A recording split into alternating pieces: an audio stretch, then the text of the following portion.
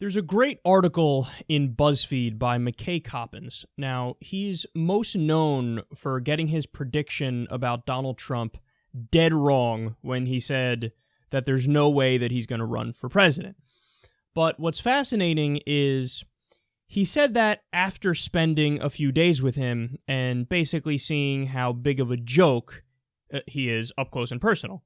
Well, now he's out with a new article, and because he has connections to some close confidants and former top officials of the Trump campaign, boy, does this piece have some incredible detail about his campaign.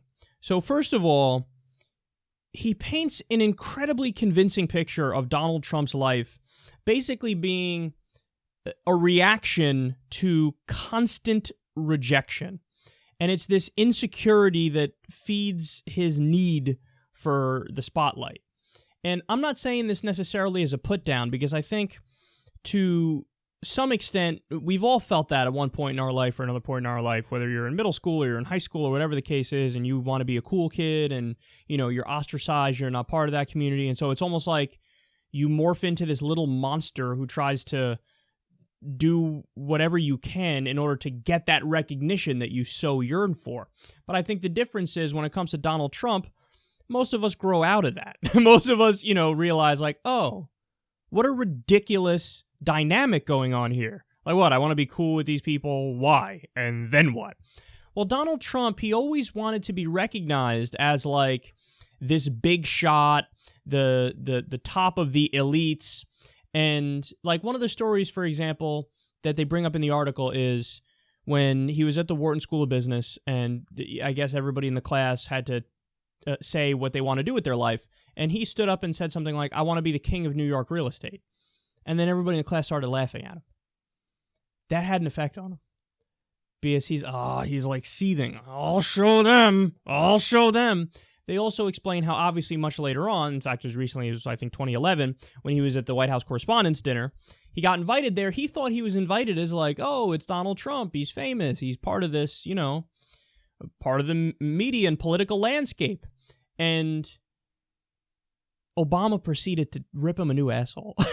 Like a lot of the speech was about Trump because Trump was in the spotlight for being a birther. And they seated Trump on purpose in the middle of the room so that everybody can look at him. And if you remember, he had a fucking stone cold face on as Obama lampooned him, and then Seth Meyers did the same. So everybody's laughing, everybody's having fun at his expense.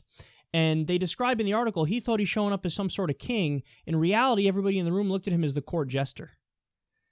Now, after the White House Correspondents' Dinner, apparently him and Melania beelined for the exit and ran right out the door.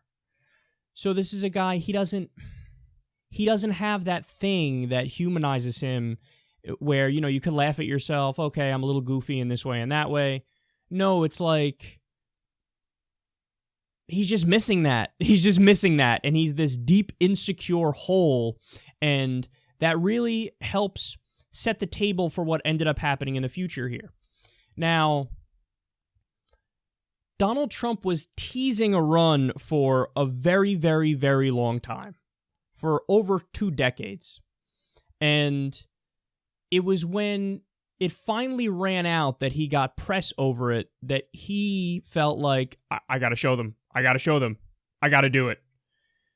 And there's also this other part in the article where they talk about how his dad, who was a big-time real estate guy in Queens, he told Donald when he was young, Don, you never go to Manhattan. You don't go to Manhattan. Manhattan's for the big shots. We stay here in Queens, and we make good money here in Queens. And then in Donald's head, he's like, now I got to go to Manhattan. So you're beginning to see the picture painted here that every step of the way, it's like, no, you can't do that. No, you can't do this. And he's that kind of guy who's like, just by virtue of the fact that you said that, he's like, I'll show you. And then he goes after it. Now, in some respects, that's a positive trait. Now, maybe it's not really all that positive a trait when you're not qualified to be president, but your thing is, now I'm going to try to be president of the United States. So now, let me stop talking, and let me go directly to what the article says on this, because there there's a really, really important part in the article that explains so much about the Trump campaign. So we have this story from the article. They explain here. They deliberated over the timeline of Trump's announcement that he's running. Stone and Nunberg, these are two of his top aides, became enthralled with the idea of Trump launching his bid with a surprise announcement on the last day of the filing deadline. They envisioned his helicopter descending cinematically into New Hampshire one afternoon in late October and sending a shockwave through the Republican field. But Trump scrapped the stunt in favor of a June announcement, which would allow him to saturate the typically newsless summer of media landscape and still give him time to pull out of the race and re-up his Celebrity Apprentice contract in the fall. Quote, "You have to understand, we didn't think we were going to win," Nunberg told me. "It was such a shot in the dark. Who knew?" They really had no idea. They had no idea. None. They didn't expect to win. Honestly, if you told them from the beginning, you're going to end up winning this thing, they probably would have laughed at you. And look at how it unfolded. That's amazing to think about. Because, I mean, Jeb Bush, for all his flaws, you think he didn't go into it thinking he was going to win or that he could win? Well, the whole point of him running was, I want to be president. Marco Rubio, same thing. And I think those guys are comical figures. But Donald Trump gets into it, and this is a top official. He said, you have to understand, we didn't think we were going to win. It was such a shot in the dark. Who knew? They had no idea. And this is the exact same thing that other Trump campaign officials said after they had left the campaign, like halfway through. They're like, you don't understand, man. This is a dumpster fire. They had no clue. They don't know what they're doing. They just kind of stumbled into it, and look at where they got. What a scary thought that is. All right, so they continue here. Trump was starting out with a tiny political team composed mostly of misfits and mini-Trumps, Stone, Cohen, Nunberg, and the newly hired Corey Lewandowski. But he wanted his campaign operation to be so impressive-looking that no one could doubt his seriousness. Again, there's the theme of everything so far again showing up. He wanted, I'll show you. One early top priority was to hire Spencer Zwick, the square-jawed fundraiser who had masterminded Mitt Romney's campaign finance operation in 2012. Zwick had been wooed, courted, and begged by every prospective candidate in the 2016 field, and he had politely turned down every offer. But Trump was confident he could change his mind. Over the course of 2014 and 2015, he periodically invited Zwick to meet at his 26th floor office in Trump Tower. The setting was decidedly un-Romneysian. According to people familiar with the meetings, leggy women in high heels tottered in and out of the room.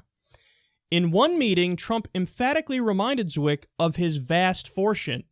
Quote, "I'm really rich. You know that?" Trump said. "Yeah, I know that," Zwick replied.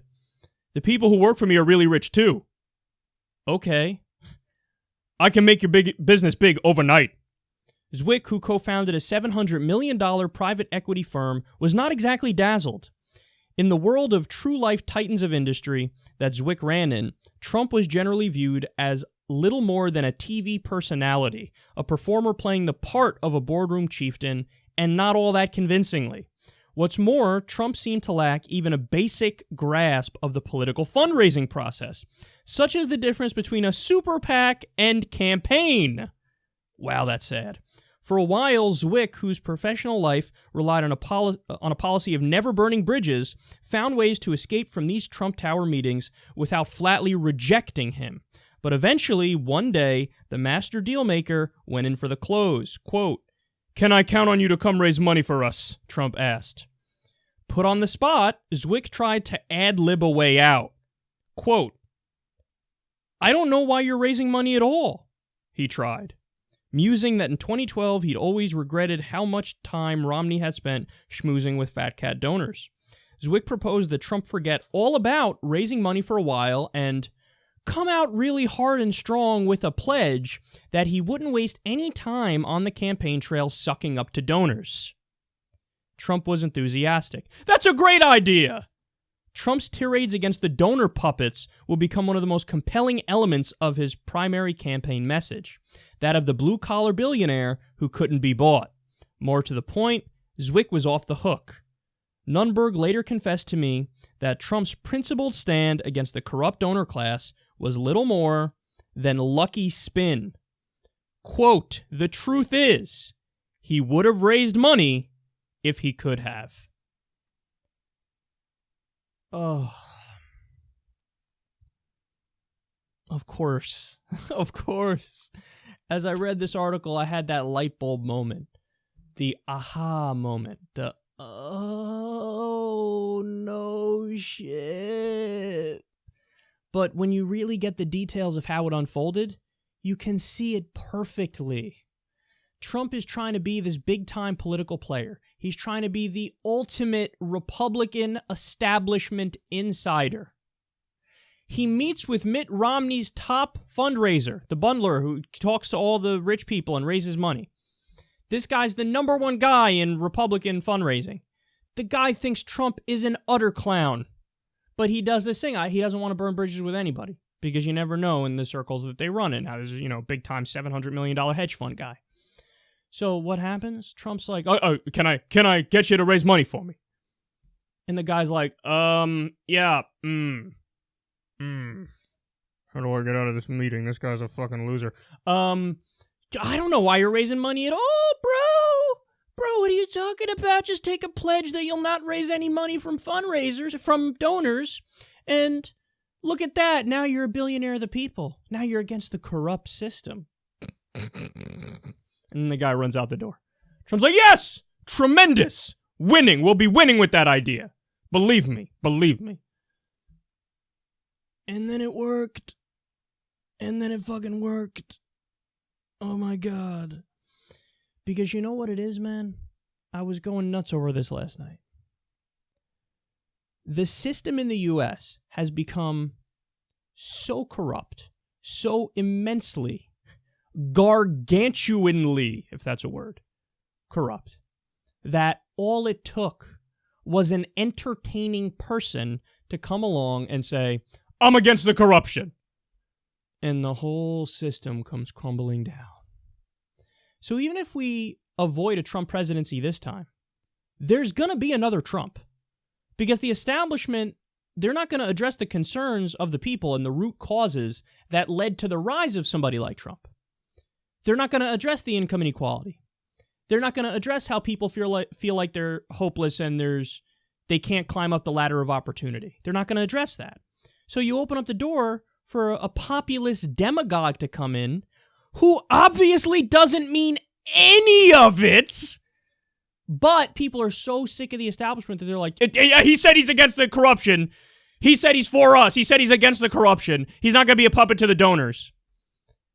Trump's entire campaign happened as a result of a guy who wanted to get out of a meeting. And so he came up with a bullshit excuse. I can't raise money for you because you'd be better off if you say you're against the money? Yeah, that's it. Yeah. And it fucking worked. And it fucking worked. Guys, they spoke about how, in this article, right before he launched his campaign, people said they'd never seen Trump like that before in their entire lives. People who've known him for a long time. He was pacing back and forth. He wasn't sure if he's going to do it. He didn't want to get embarrassed because he felt like, well, eventually it's going to flame out. Eventually it's going to, come on now. It's going to flame out.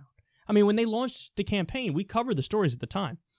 They paid an agency to send actors. And then they gave them Trump signs when they walked in the door. Trump started his speech by saying, wow, what a great event this is. Tremendous event this is. Thousands of people. Thousands. Reporters were in the room. They looked around. There weren't even hundreds of people, never mind thousands. Reporters said there were dozens of people.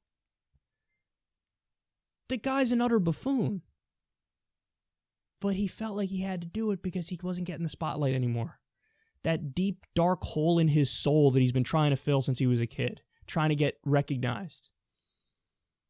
He wanted to be recognized by the establishment, and then he stopped. Finally, the media was like, we're not falling for your shit anymore. Every election year, I'm going to run. Finally, people were like, fuck you, you're not running, you're a silly person. And it's because that attention ran out, and he so desires that attention. I'll show them, I'm going to run, and I'm going to have the best campaign ever.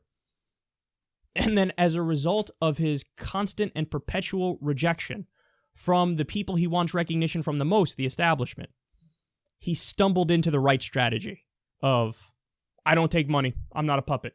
No, you want to take the money, but people think you're an absolute joke of a human being, so they don't give you the money. The story of Donald Trump and the story of the U.S. political system at this point, it's like a movie. It's a real-world movie, and there are real-world consequences.